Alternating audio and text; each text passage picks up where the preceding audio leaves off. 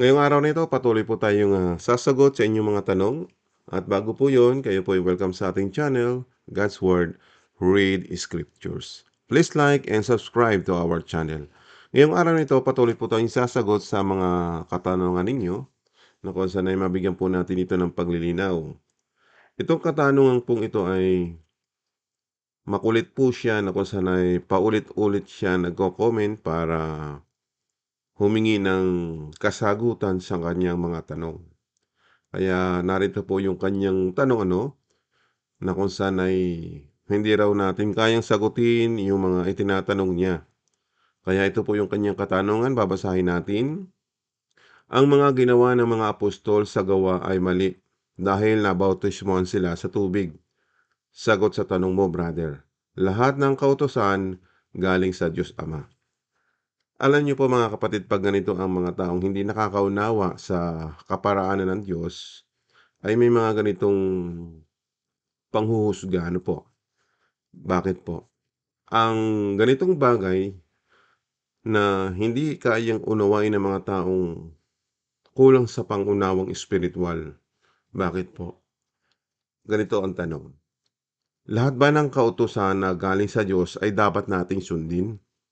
Yan po ang tanong ko sa inyo. Kung may naniniwala po na ang lahat ng kautusan ay dapat sundin, yun ang mga taong hindi nakakaunawa. Sapagkat may mga kautusan na inutos ang Panginoon ay nauukol lang ito sa pinagsabihan. Kung sino po yung sinabihan at inutusan, yun ay inuutos para sa Kanya. Amen? At may utos naman na para sa lahat ng tao. So may utos po ang Diyos na hindi natin pwedeng sundin sapagkat hindi naman inuutos para sa atin. So ganito po yan. Magbabasa tayo ng kasulatan na kung saan ay mabigyan po tayo ng unawa. Dito po sa mga sulat po ni Moises sa kanyang aklat na Exodo 34, basahin natin. Sinabi ng Panginoon kay Moises, "Tumapyas ka ng dalawang malalapad na bato gaya ng nung una, dahil susulatan ko ito ng mga salitang nakasulat sa naunang bato na binasag mo." Alin niyo po dito sa talatang ito nating binasa, mismo yung Panginoon ang nagsasabi, inutusan si Moises. Di ba? Wala naman pong ibang taong mauutusan maliban kay Moises at iisa yung kanyang inutusan, si Moises. Na ang sabi ng Panginoon, tumapyas ka ng dalawang malalapat na bato gaya nung una. So, ibig sabihin, pag ganitong utos, pag binasa mo ba, susundin mo rin ba? Di ba't hindi natin pwedeng sundin yung nakasulat? Bagamat ito'y sinabi ng Panginoon, kay Moises lang. Hindi ito para sa atin. Kung kaya niyong unawain yung mga sinasabi ng Panginoon na may utos o kautusan na ibinibigay sa mga kinauukulan katulad po ni Moises. Di ba? Alam niyo po ba yung ganitong pangyayari at naganap? Ang Diyos mismo ang gumawa ng dalawang tapyas na bato doon po sa bundok ng Sinai at kinuha po ito ni Moises. Ngayon, nung dinala yung kautusan na nasusulat sa dalawang tapyas na bato na kung saan ay para ipakita sa bayang Israel, nagalit si Moises at binasag yung dalawang tapyas na bato na isinulat mismo ng Panginoon. Kaya dito sa Exodo 34, pinagawa uli si Moises. Pero si Moises na ang gumawa o umukit. Sinulat niya doon sa dalawang tapyas na bato. Nakita po ninyo? Kasi napakahalaga ng utos na nakasulat doon sa dalawang tapyas na bato. Nakita po ninyo? Di ba? Dapat hindi na nahirapan dyan si Moises. Naisulat na po ng Panginoon eh. Ngayon, pinagawan si Moises ng dalawang tapyas na bato. Maaaring nahirapan pa siya dito. Ikaw nga naman, pinagkatiwala ng Panginoon para ingatan yung mga batas at utos na nakasulat sa dalawang tapyas na bato. Dahil sa galit nga ni Moises, ang tanong, bakit ba nagalit si Moises? dahil nakita niya yung kanyang kababayan na Israelita ay gumawa ng gintong baka. Dahil yung mga bagay at utos na nakasulat doon sa dalawang tapyas na bato ay lumabag na po sila. Kaya nagalit si Moises sa nakita niya. Kaya doon po nangyari at naganap na binasag niya yung dalawang tapyas na bato. Kaya pinagawa uli si Moises. Amen po ba? Ngayon, kaibigan, kung nagkakamali ako sa mga paliwanag ko, tandaan mo, hindi ako nagpapaliwanag sa ganang akin para bigyan kayo ng mga maling impormasyon. Ang mga impormasyon ay nanggagaling sa salita ng Diyos na ating binabasa para maintindihan natin at maunawaan. Ang problema sa iba, kung hindi kayang unawain ang mga salita ng Diyos, yun po'y walang pagkaunawang espiritual. Kaya narito po yung channel para tumulong sa inyo. Di ba? God's Word, read Scriptures. Salita ng Diyos, mababasa sa banal na kasulatan. Kaya please like and subscribe to our channel. Balik tayo. So dito sa tanong mo, no, yung inaakala mo na mali yung pagbabautismo sa tubig ng mga apostol, ipapaliwanag ko pa sa iyo, no? So ganito yan, para maintindihan natin. Ngayon kaibigan, bigyan ko lang ng linaw itong nakasulat sa unang Kronika 28:2. Na magkagayoy tumayo si David sa hari sa kanyang mga paa at nagsabi, dinggin ninyo ako, mga kapatid ko, at bayan ko, saganang akin, na sa aking puso ang ipagtayo ng isang bahay na pahingahan ng kaba ng tipan ng Panginoon, at upang tungtungan ng mga paa ng ating Diyos, at ako'y humanda sa pagtayo. Ngayon, basa din po tayo ng ibang salin. Nang nagtitipon na sila, tumayo si David at sinabi, makinig kayo, aking mga kapatid at tauhan. Gusto ko sanang magpatayo ng templo para paglagyan ng kahon ng kasunduan ng Panginoon na ating Diyos, upang magkaroon ng tungtungan ang kanyang mga paa, at nakapagplano na ako para pagpapatayo nito. Ibig sabihin po dito, kahit meron tayong pananaw o diskarte sa ating sarili na para sa ikabubuti, no? Ito yung gusto mong idea, no? Para sa ikabubuti. Pero dito sa pagkakataong ito, hindi pa rin tayo ang pwede magpasya. Maging si Haring David, hari na po siya. May mga bagay na dapat siyang gawin at gustong ipagawa. Nakita po ninyo? Ngayon, para malaman mo ang kalooban ng Diyos ay ganito. Itutuloy natin sa verse 3. Para makita lang natin, hindi pwedeng masunod ang ating kagustuhan, kundi yung kagustuhan ng Diyos. Tingnan natin. Sa pangyayaring ito kay Haring David, sa verse 3 basahin natin, ngunit sinabi ng Diyos sa akin, huwag mong ipagtatayo ng bahay ang aking pangalan, sapagkat ikaw ay lalaking mangdidigma at nagbobo ka ng dugo. Pero sinabi ng Diyos sa akin, hindi ikaw ang magtatayo ng templo para sa karangalan ng aking pangalan, dahil isa kang sundalo at marami kang napatay. Kung papansinin po ninyo, may mga bagay tayong gustong gawin sa ating buhay, pero hindi pwedeng masunod yung ating nais at gusto. Ang Diyos pa rin po ang nagpapasya. Nakita po ninyo? Kaya kaibigan, hindi sa lahat ng bagay, di ba, ay pwede din tayong masunod. Katulad po ng sinasabi ninyo, ang pinagpipilitan po ninyo ay ang pagbabautismo sa tubig. Wala po akong magagawa dahil kung iyan ang nais nyo at gusto ninyo, iba yung gusto ng Diyos. Nakita po ninyo? Di ba kaibigan? Kaya huwag mo sasabihin sa bawat pangangaral ko ay galing sa aking aral. Kaya uunawain natin, O baka naman ako nagkakamali sa iyong komento. Ulitin ko, Ang sabi mo sa iyong komento, ang mga ginawa ng mga apostol sa gawa ay mali dahil nagbautismo sila sa tubig. Ano ba ang pinupunto mo dito? Para bang ang aking ipinapangaral ang aking itinuturo ay yung pagbabautismo sa tubig ng mga apostol ay mali. Ganito, para maunawaan mo ang mga bagay na yan, uunawain natin yung mga babasahin natin para hindi tayo malito sa mga bagay na yung sinasabi mo, lahat ng kautusan galing sa Diyos. Oo, utos yun, pero may mga bagay na hindi natin pwedeng sundin.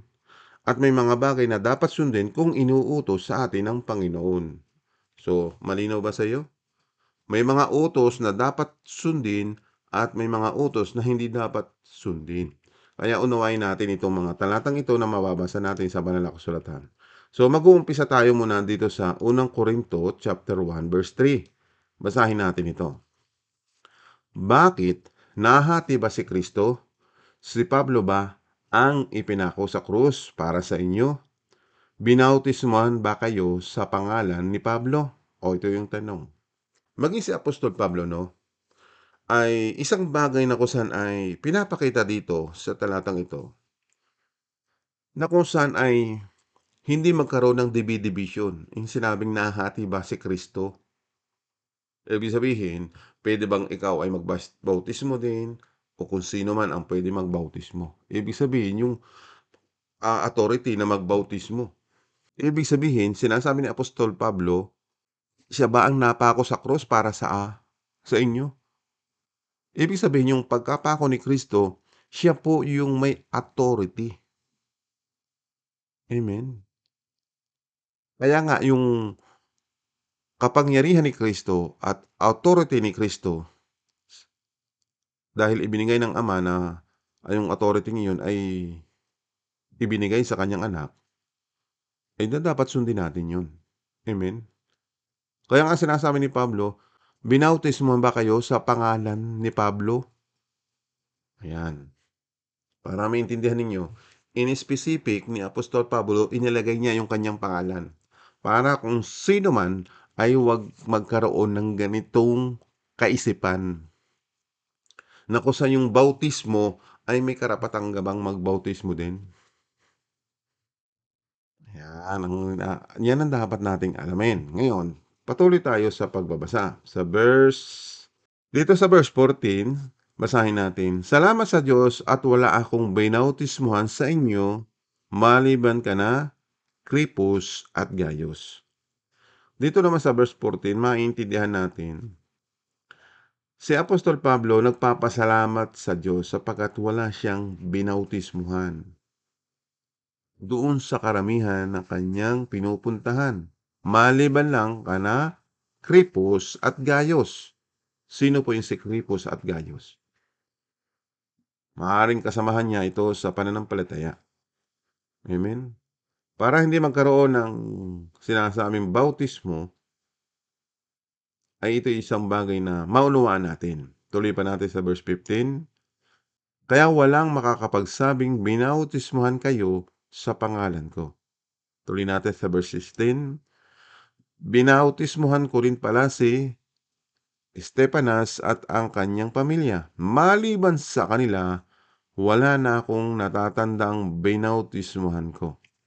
Sa kanyang pangangaral at pagtuturo, pinapakita dito, no, para maintindihan natin, ang kanyang tungkulin o trabaho ay hindi magpalaganap ng bautismo, kundi magpalaganap ng mabuting balita ng Ebanghelyo ng Diyos o ng salita ng Diyos. Basahin natin sa verse 17, sapagkat hindi ako isinugo ni Kristo upang magbautismo. So malinaw po, si Apostol Pablo ay nakalaan para sa mga hindi Hudyo tulad natin. Kung si Apostol Pablo ay nagsulat ng ganitong mga bagay para maintindihan natin yung kalalagayan ni Apostol Pablo, ano? Ang sabi ni Apostol Pablo, hindi ako isinugo ni Kristo upang magbautismo. Tuloy natin.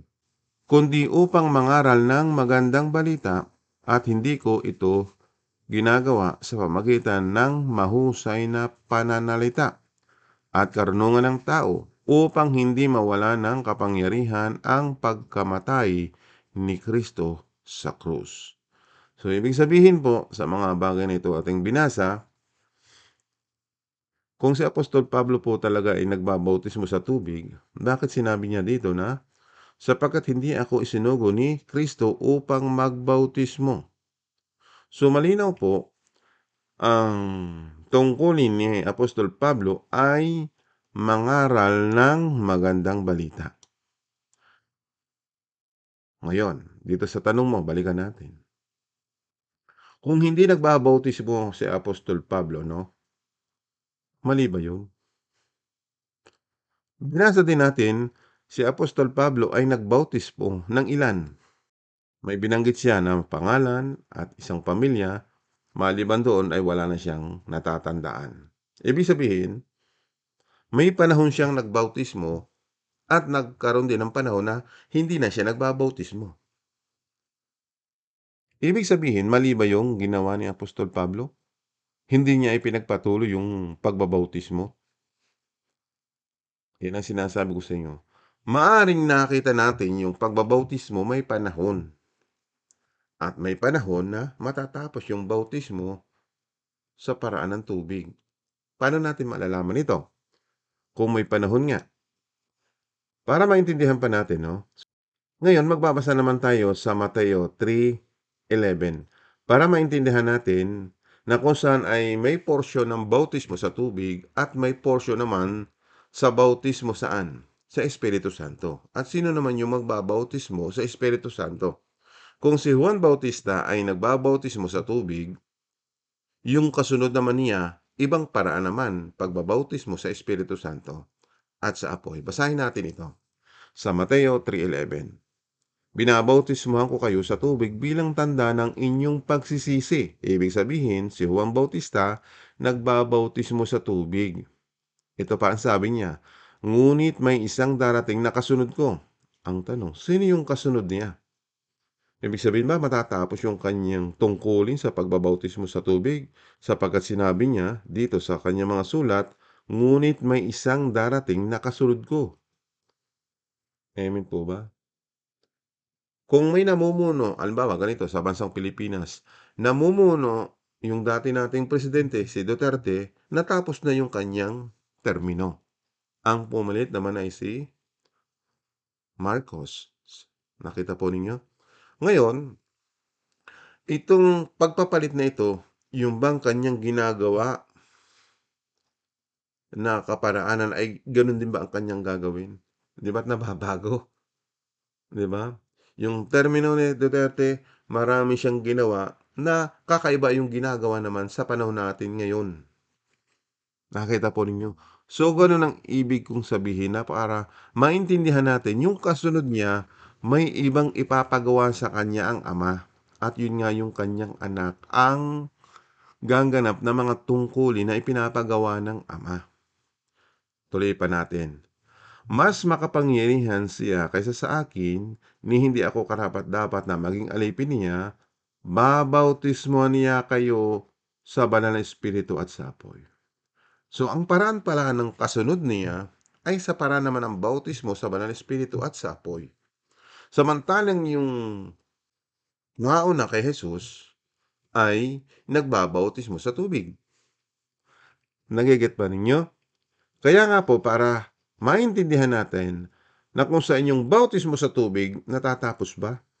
O, ganito po yan para maintindihan natin. Punta tayo ng Gawa 8:16. Sapagkat kahit nabautismuhan na sila sa pangalan ng Panginoong Hesus, hindi pa nila natatanggap ang banal na Espiritu. Nakita po ninyo? Ganun po, kahit nagbabautismo sila sa pangalan ng ating Panginoong Kristo, pero hindi pa nila natatanggap ang banal na Espiritu. Bakit? Ang tanong, bakit? Ganito po yan. Kung babasahin natin yung panahon ni Apostol Pedro sa chapter 2 verse 38, ang sabi dito, puntahan natin ito at basahin natin. Sumagot si Pedro sa kanila, magsisi ang bawat sa inyong mga kasalanan at magpabautismo sa pangalan ni Hesukristo. Malinaw po. So, nagbabautismo si Apostol Pedro Sabi niya, magsisi ang bawat isa sa inyong mga kasalanan at magpabautismo sa pangalan ni Hesukristo.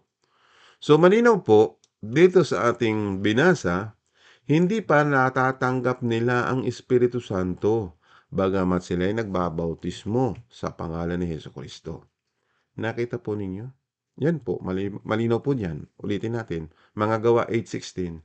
Sapagkat kahit nabautismuhan na sila sa pangalan ng Panginoong Hesus, hindi pa nila natatanggap ang banal na Espiritu.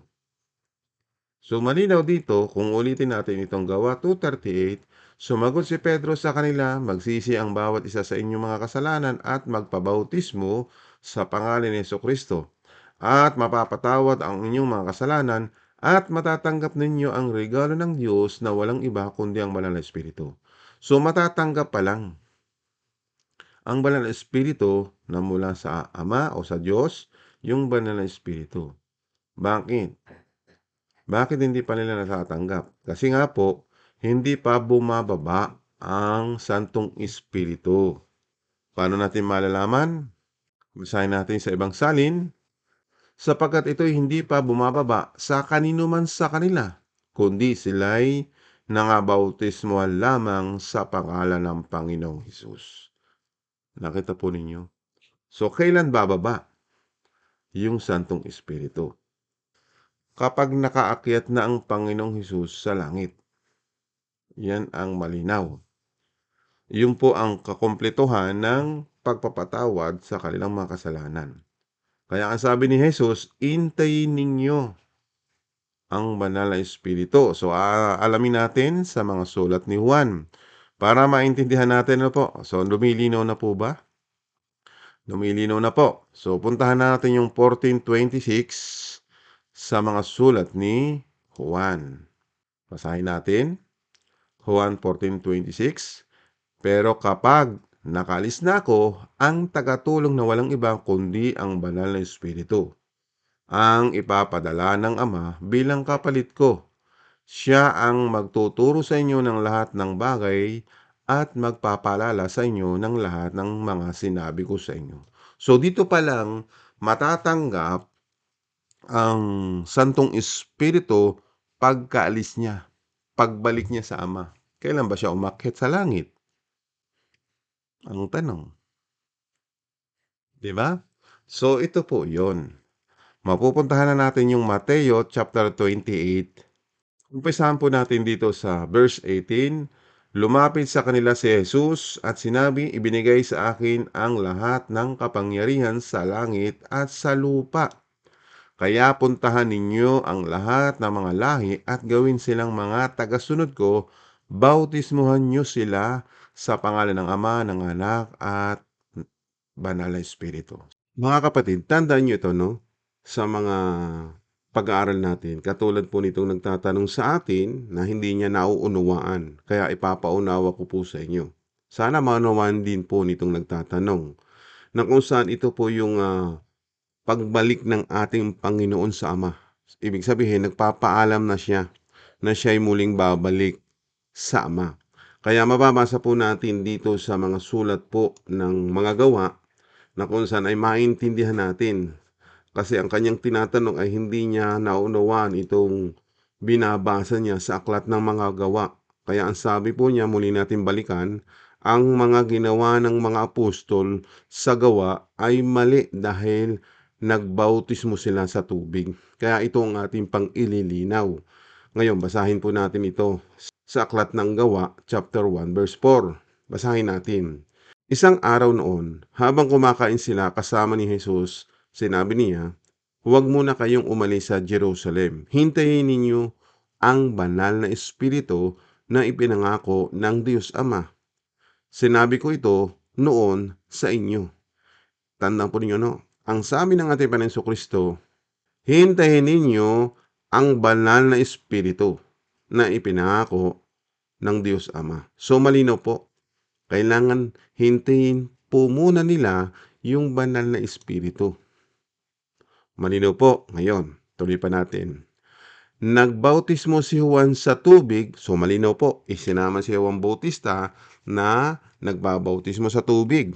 Ngunit pagkalipas lang ng ilang araw ay babautismuhan kayo sa banal na espiritu. So malinaw naman po dito sa talatang ito, may bautismo sa tubig after nung matatapos yung panahon ni Juan Bautista, may magbabautismo naman sa Espiritu Santo na ito yung ipinangako ng Ama na intayin ng mga apostol. Ibig sabihin, para matanggap yung banal na Espiritu, pag-alis niya, pagbalik ng ating Panginoon Kristo doon sa Ama. Tuloy pa natin para mas malinaw. Minsan nang nagtitipon sila, tinanong nila si Jesus, Panginoon, ito na po ba ang panahon na ibabalik ninyo ang kaharian ng Israel? Tuloy pa natin sa verse 7. Sumagot si Jesus, hindi pinahihintulutan ng Ama na malaman ninyo kung kailan mangyayari ang mga bagay na itinakda niya. Ngunit pagdating ng banal na Espiritu sa inyo, bibigyan niya kayo ng kapangyarihan. So malinaw, sa talatang ito, kailangan nilang maintay yung banal na Espiritu. Dahil yun ang ipinangako ng Ama para makapangaral sila ng maayos kung mayroong paggabay sila ng banal na Espiritu. Ulitin natin ang talatang ito. Ngunit pagdating ng banal na Espiritu sa inyo, bibigyan niya kayo ng kapangyarihan. Kasi hindi pa nakakabalik ang ating Panginoon Kristo sa Ama. Kaya kailangan nilang intayin ang banal na Espiritu para magabayan sila. Ang sabi pa dito, bibigyan niya kayo ng kapangyarihan at ipapahayag ninyo ang mga bagay tungkol sa akin. Mula rito sa Jerusalem hanggang sa buong Judea at Samaria at hanggang sa buong mundo. Verse 9, ito na po para maintindihan ninyo. Pagkasabi niya nito, dinala siya paitaas at habang nakatingin sila sa kanya na pumapaitaas, tinakpan siya ng ulap at agad na nawala sa kanilang paningin. So ito yung portion na kung saan ay pag-akyat ng ating Panginoon Kristo at babalik na sama. Doon pa lang po bababa ang banal na Espiritu. So malinaw po.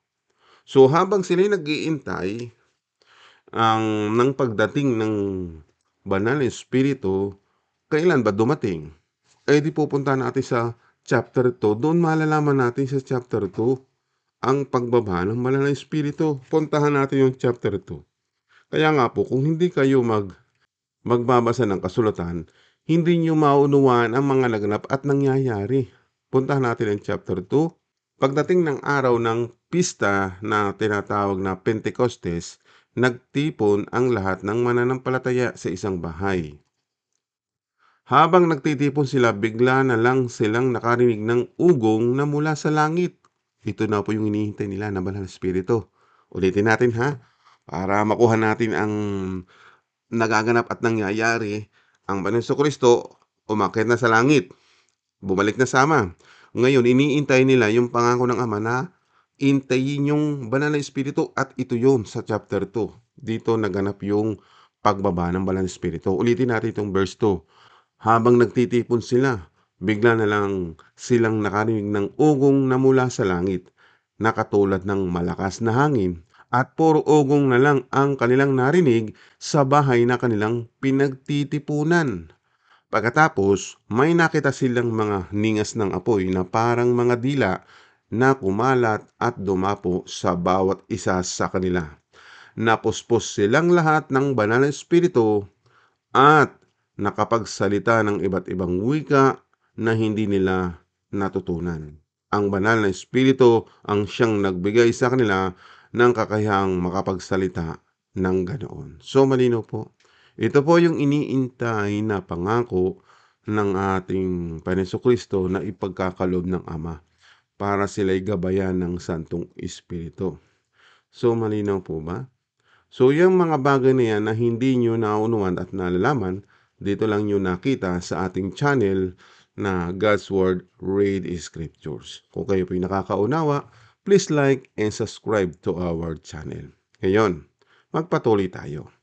Dito ba sa ating pinag-uusapan, malinaw po ba? Kaya nga yung mga bagay at naganap, pagdating dito sa mga bagay na ito, na yung bautismo sa tubig ay tapos na sa panahon ni Juan Bautista. Ito po'y malinaw na nabanggit natin dito sa Gawa chapter 1 Verse 5, nagbabautismo si Juan sa tubig, ngunit pakalipas lang ng ilang araw ay babautismuhan kayo sa Banal na Espiritu. Di ba?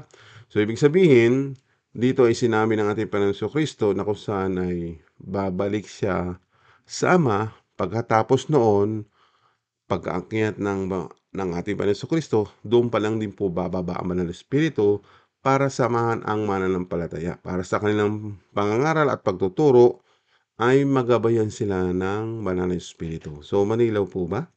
Napakalinaw po ng ating pag-aaral. Kaya kung tayo po'y uunawain natin itong 28:19, yan po rin ay pag-akyat ng ating Panginoong Jesucristo sa langit. Kaya nagpapaalam sila na kung saan yung bautismo sa pangalan ng Ama, ng Anak, at ng Banal na Espiritu, ito hindi naiintindihan. Ang ibabautismo sa mga taong sasampalataya, itong mga bagay na maturuan sila ng mga aral at turo mula sa ating Panginoong Jesucristo. Kaya ang sabi ng Panginoong Jesucristo pagdating sa 20, turuan nyo silang sumunod sa lahat ng inuutos ko sa inyo at tandaan ninyo, lagi nyo akong kasama hanggang sa katapusan ng mundo. Ang tanong, bakit po sinabi ng ating Panginoong Jesucristo na kasama siya hanggang katapusan ng mundo, bagamat siya umakyat sa langit? Ang ibig sabihin po ay maipahayag sa buong mundo. Ibig sabihin yung kasama hanggang sa katapusan ng mundo, ito po ay isang bagay na magkakaroon talaga ng katapusan ng mundo. Ibig sabihin, maturuan ang mga tao na sumunod sa Diyos hanggang matapos ang mundo. At yung mga hindi susunod, parurusahan. Bakit parurusahan? Sapagkat ang nais ng Diyos pagpasok sa kanyang kaharian ay naturuan tayo sa pagsunod sa kanyang pamamaraan at utos. Bakit nga ba? Siyempre, ang kanyang kaharian ay dapat walang kaguluhan, walang masamang tao, kundi naroon yung mga taong mabubuti at banal sa kanyang kaharian. Kaya kung hindi ka magbabanal, hindi ka makakapasok ng kaharian. Kaya ang sabi ng Diyos, magpakabanal kayo dahil ako'y banal. So, utos din po yung magpakabanal. Kung ang Diyos ay mabuti, kaya magpapakabuti tayo. At importante po, makasunod po tayo sa kanyang pamamaraan at utos. Amen po ba? Nakita po ninyo. Ngayon, kaibigan, balikan natin itong tanong mo. Mali ba yung pagbabautismo ng mga apostol sa tubig? Nagbabautismo sila sa tubig sapagkat hindi pa bumababa ang Santong Espiritu. O ito ang mga tanong ng iba. So ngayon natin pa masasagot yung mga tanong nila na kung saan, bakit si Felipe nagbautismo? Ibig sabihin, si Felipe hindi pa bumabalik si Jesucristo doon sa langit. Kaya nagbabautismo siya sa tubig. Alam mo mga kaibigan ko at mga kapatid sa pananampalataya, sa tanong po ng ating mga nagko-comment, sana naliwanagan po siya, no? May mga panahon po talaga na kailangan natin malaman yung mga bagay at pamaraan ng Diyos. Kaya kung kulang tayo sa kaalaman sa mga pamaraan ng Diyos, kaya tayo mami-misled din po kung hindi tayo magbabasa ng kasulatan. Ano po? Kaya sana po kung kayo'y naget ninyo ang lahat ng ating explanation, kung hindi, pasadahan nyo ulit. Dahil naroon sa mga talata ang mga sagot na ating binasa. Kaya alamin ninyo yung kay Felipe, bakit siya nagbabautismo sa tubig, hindi po mali yun. Dahil hindi pa bumababa yung Banal na Espiritu. Kaya baybayin po ninyo yun, ano? Dahil lampas na tayo sa oras at hahaba pa ang ating explanation kung idadagdag ko pa yung pangyayari at naganap kay Felipe. Kaya sa susunod, bigyan natin ito ng magandang linaw pa. Kung gusto po ninyo, please like and subscribe to our channel. Kaya wag po kayong makalimot, no? Kaya sisipagan natin na magkaroon pa ng ganitong mga topic na sa mga tanong ninyo ay masagot po natin, no? At ipanalangin din niyo ako na maging malakas at patuloy tayong samahan ng Diyos sa ganitong pag-aaral para tumibay ang ating pananampalataya. Ano po? So, salamat pong muli sa inyong panahon at pakikinig. Muli nating ibalik sa Diyos ang kapurihan, kapangyarihan at kadakilaan sa ating Diyos Ama na makapangyarihan sa lahat, maging sa kanyang bugtong na anak na si Jesucristo. Hanggang sa muli po ng ating pag-aaral. Amen.